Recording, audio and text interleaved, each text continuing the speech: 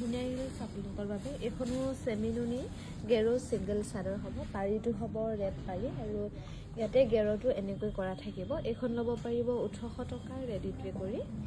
আৰু এইখন হ'ব পদ্মিনী কটনৰ ব্লু কালাৰ গেৰো ছিংগল চাদৰ হ'ব।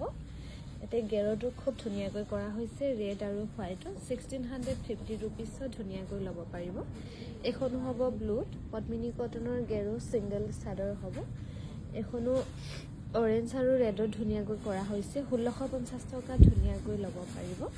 এইখন হ'ব পদ্মিনী কটনৰ পাজকৰ গেৰো ছিংগল চাদৰ হ'ব আৰু ইয়াতে গেৰটো খুব ধুনীয়াকৈ বনাই দিয়া হৈছে।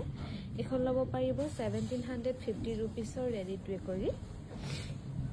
এখনো হ'ব পিংক পাৰী চেমিনুনি ছিংগল চাদৰ হ'ব 1700 টকা ধুনীয়াকৈ ল'ব পাৰিব। আৰু এইখনো ৰেড পাৰী চেমিনুনি গেৰো ছিংগল চাদৰ হ'ব। ইয়াতে গেৰো কৰি ধুনীয়াকৈ বনাই দিয়া হৈছে, কিন্তু এইযোৰত আকৌ ৰুলেক্স কৰা হোৱা নাই। বাকী ইয়াৰ আগত এখন দেখাইছিলোঁ সেইখনত তাত ৰুলেক্স কৰি দিয়া হৈছে। এইখন ল'ব পাৰিব 2000ৰ ৰেডি টু কৰি।